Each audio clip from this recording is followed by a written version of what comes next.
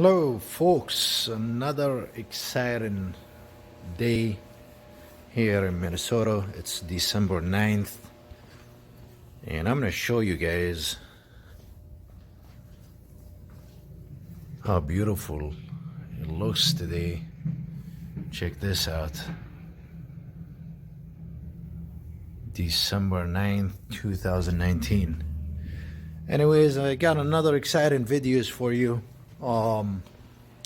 This one is gonna be a very interesting one. I got a 2007 beautiful color, beautiful Toyota Camry 2007 with a 2.4 liter engine. All right, customer brought it in. They took this vehicle to the dealer, to Toyota dealer. They spent a couple of days trying to figure out what the problem is. They couldn't. Then at the end they said, hey, you're gonna have to pay more diagnostic time to keep digging into this problem because we really can't identify what the problem is or the root cause of this issue. Customer spent a few $100s already on initial diagnostic, and they say we're gonna need more time on this, and they pretty much just gave up. What's really interesting is you know, when a dealer kind of gives up on a car like that, that tells you the problem is either hard to diagnose or they can't even find a way to run a scan on the car to pull any codes. I believe the Toyota software is like TechStream or other software they may use that can help them diagnose certain things in a Toyota car. But in this one, they were unable to connect to the ODB connection. So anyways, long story short, they brought it in. They brought it in here to Auto Repair Champs, and they wanted us to take a look at it to see if we can fix it. We said, hey, we're up for a challenge. Bring it in, and we'll take a look at it. And you know what?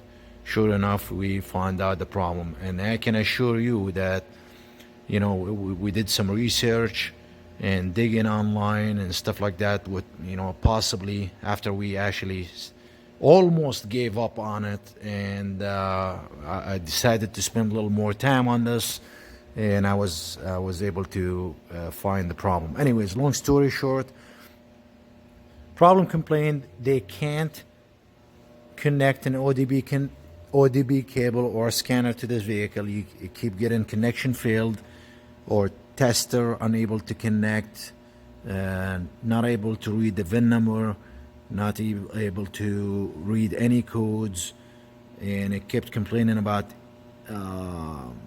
ECU or ECM or BCM is down or off.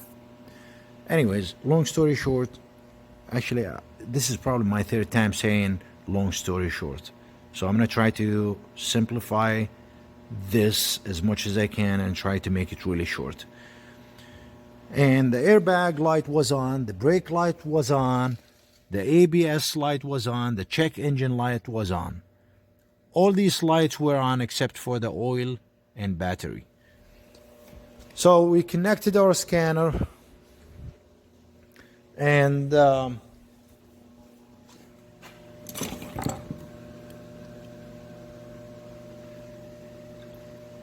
see, when you do a scan, it says VIN scanning failed. So I said, fine, let's go ahead and add the vehicle manually by using a VIN number, and when we do that, we get the same results. So I said, fine, let's do one more thing. We'll go ahead and add that Toyota manually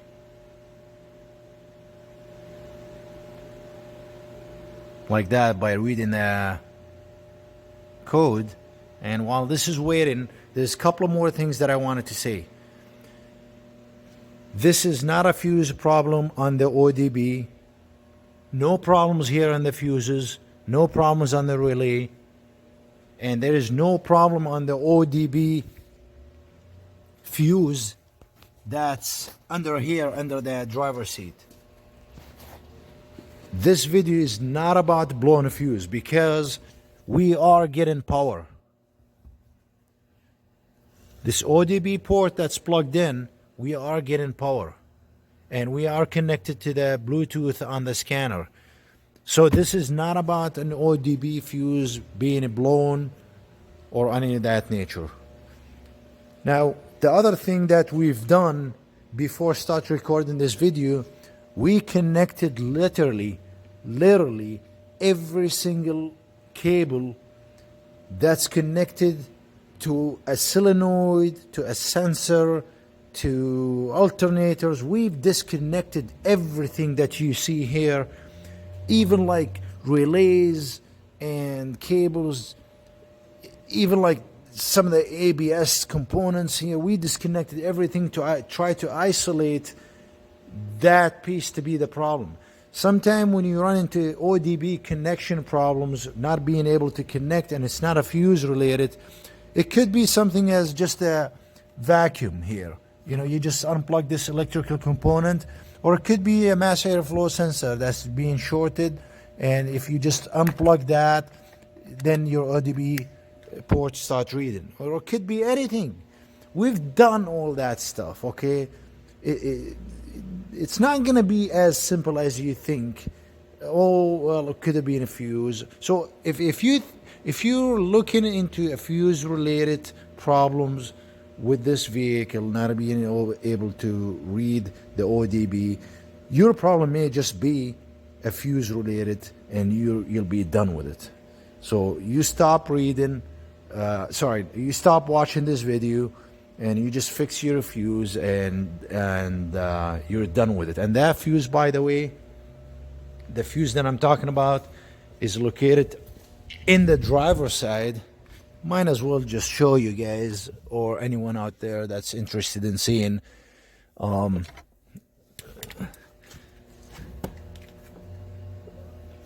You need to remove this cover that's plugged all the way up here, and that shows you. And let me see if I can actually show you what the fuse box looks like.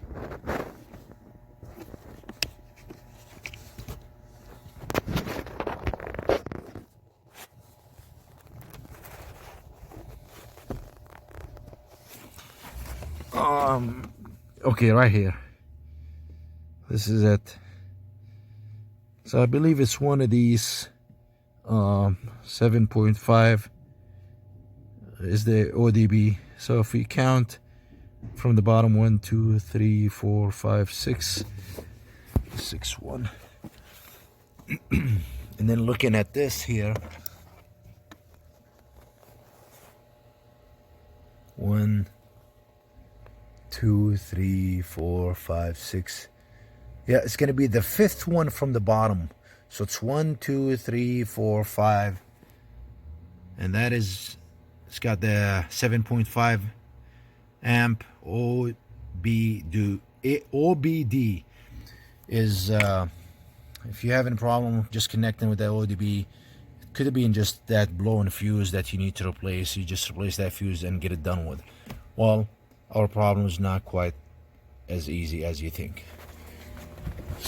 And so we come back to the scanner. VIN reading failed.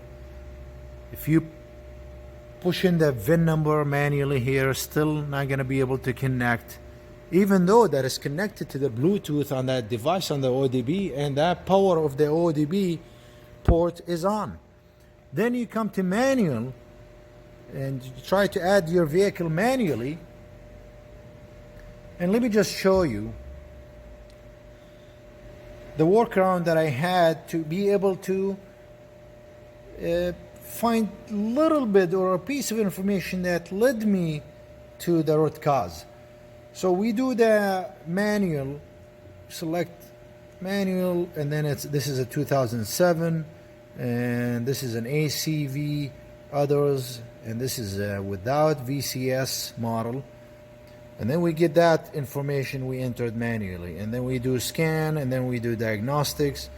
Now notice how it's gonna skip scanning the ECM and ECU and all that stuff. If we do auto scan, now see, this is going fast because it's skipping. The only thing that we were able to get some information on was the airbag module and the ABS.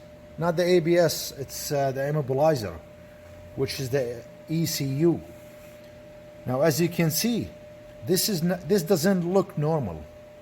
I am missing all the engine components on the top, along with the ABS and along with the computer and radio and a lot of different things that I'm missing here. A lot of modules are not being read. Now, it took us a while to figure this out because we had to enter the stuff manually, and there isn't any information out there about this. So it scanned only the tire pressure because that's a separate. These sensors and the tires are separate than connecting to any module related in the car. Immobilizer it's an own separate ECU module, so it was able to read that. And then the occupant detection, which is airbag related stuff. And we did mention that the airbag light was on. So we start scanning the airbag, and the code we get is, if I remember, 1790, I believe, B1790. I'm just waiting here, so we go to trouble codes and we read the code. And I hope this works because, okay, so that's the code we read. No matter what you do, it's I mean, this car has never been in an accident. This car has never had anything deployed in it. Okay? And when this car was brought to us, it was brought to us because the ABS and brake lights always on the dash. So we were not really concentrating on the airbag. But last night, by the way, last night was a Sunday night. I decided to come in and play with this vehicle a little more and see if I can figure that out, the problem out. And sure enough, I was able to. But so I said, okay, well, why the airbag light was on? Well, in some cases, you get an airbag light on because either you have an accident or some sensors or wires under the seat, or the front sensors by the bumpers just need to be replaced or get rusty or corroded. I have some other videos that you guys can check out right here at the bottom of the screen that's related to other vehicles on how to replace the sensors. Like the example that I had on the GM. But to just think that the ABS module and brake are related to the airbag module or airbag light, that's kind of hard to believe. Well, it was the case on this one.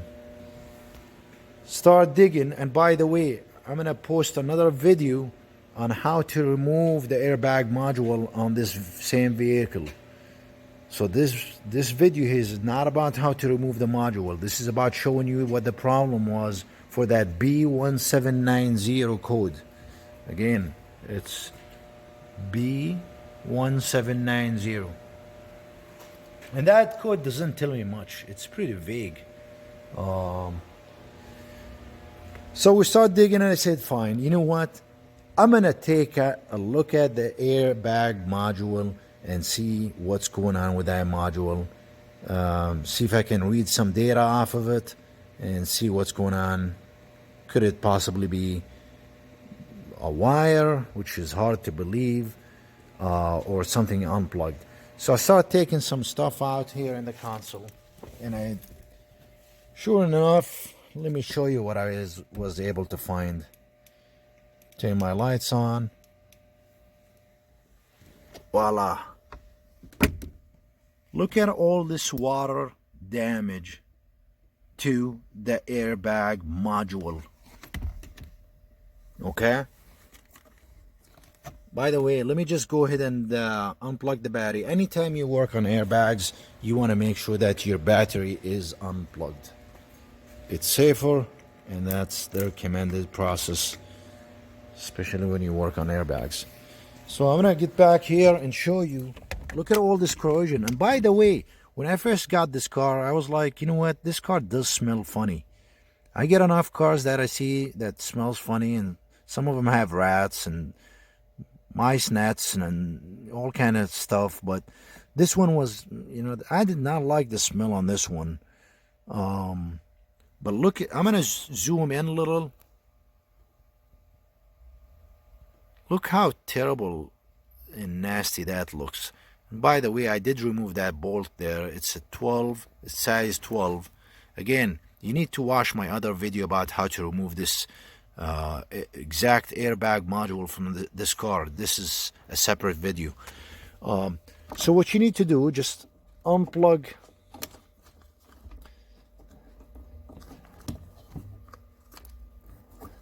I'm gonna unplug this module and show you what it looks like from the bottom.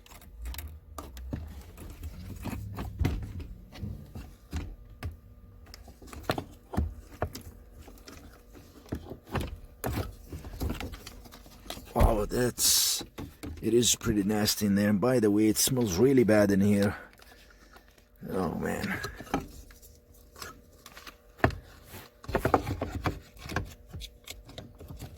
You guys ready? You guys ready to see this? Yeah. So that's the problem. There's water that's leaking in here that caused this airbag module to be damaged. So the first thing we did, we unplugged this. As you can see, it's unplugged. I'm gonna go ahead and connect my battery back in.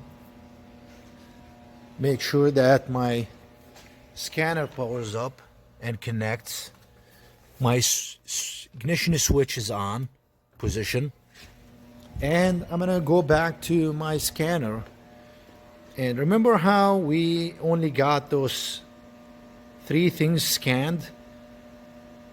I'm gonna actually back up a little bit, and I'm gonna hit scan again.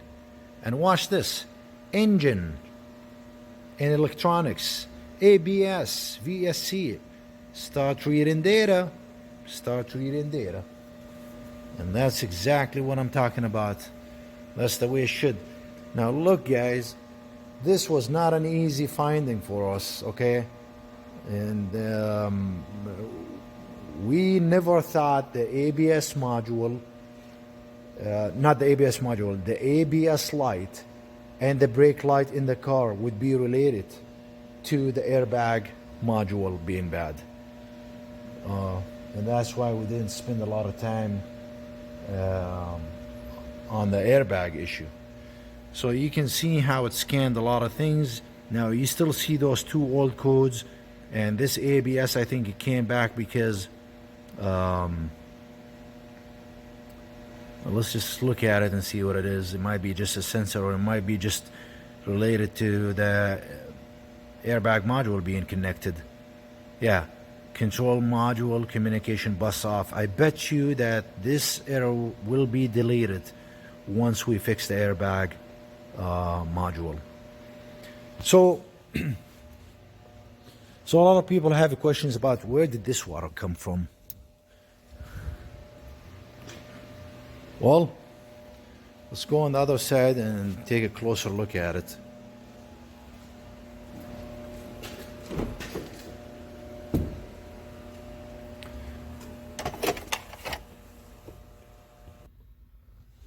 Okay, so if we take a closer look at this, look at all this corrosion here. Now to me,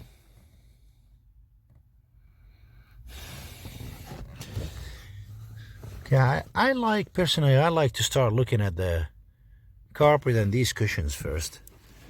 Now I see a little bit of water here, and you know the color of that is a little bit, it's a little wet here. It's pretty dry in here.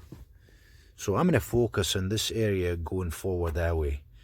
Now, I know this is going to this hose right here. If you pull it out, it's going to the outside of the car. And you know what I did? I tried to blow in it just to see if it's clogged up or not. And this is what I did. I was able to blow in it, and excuse me. I was able to blow in it, and it looks like it's blowing okay, but I'm feeling a little bit of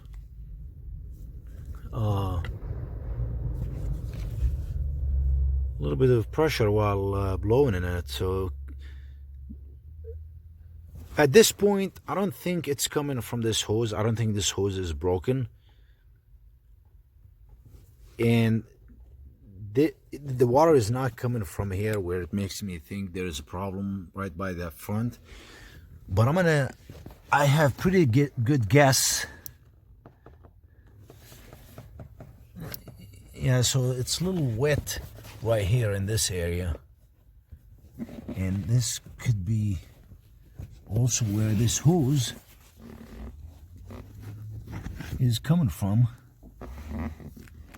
So I'm going to suspect that it's leaking from this area here. I'm going to actually go and look at the other side and see what it looks like, because this one has changed colors, as you can see.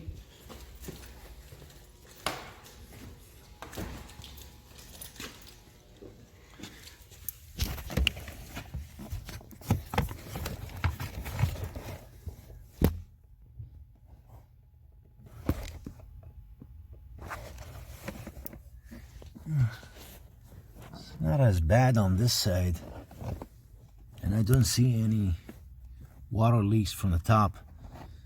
All right, guys, at this point I'm gonna think that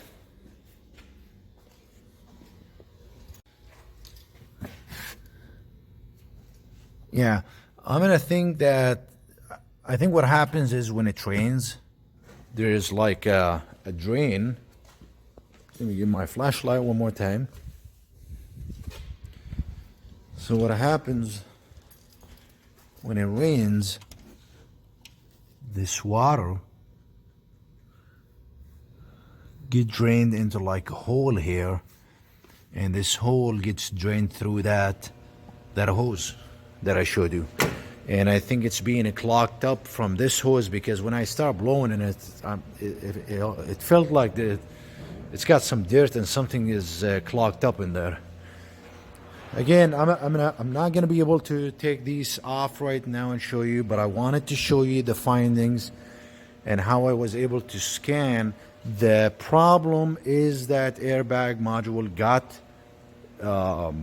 got wet, or water just went inside it, and it got damaged. And this was shorted to the point where it was causing other module or ECM issue, or not being able to communicate to the ODB port. So we got a new one, and we'll go ahead and hook it up and see what happens, see if we can get rid of those two airbag codes. We got the same exact part number for this vehicle right here. Let's see if I can get you a part number just in case you guys are interested. Okay, we're gonna go ahead and set this aside and hook up our new airbag module.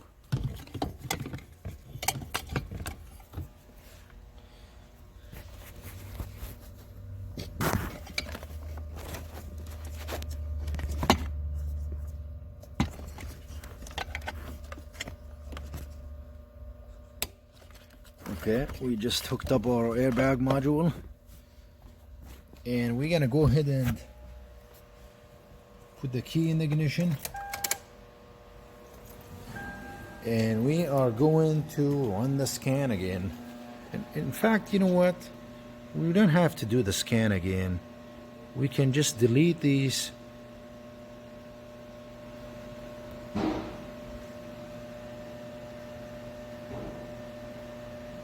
And see if these codes come back.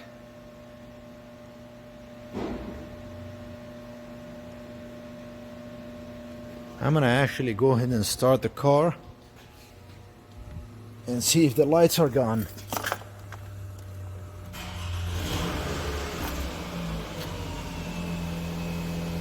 Voila!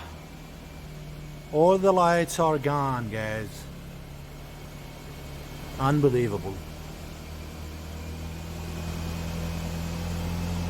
Alright, I'm not gonna be able to record the rest because that's pretty much the findings, but I'm gonna actually keep digging into this water thing, and this might be another video that I have to record to try to come up with a solution to prevent the water from accumulating or happening again, or that leak to the new airbag that we are installing. So I can either put this in some kind of shield just in case to protect it from maybe like some kind of air, Ziploc bag to protect it so the water doesn't touch it, or maybe just lift it up a little bit by adding a couple of washers to the screws so it's lifted up a little bit. I don't know, but I have to come up with a couple of solutions after I find out where this leak is coming from.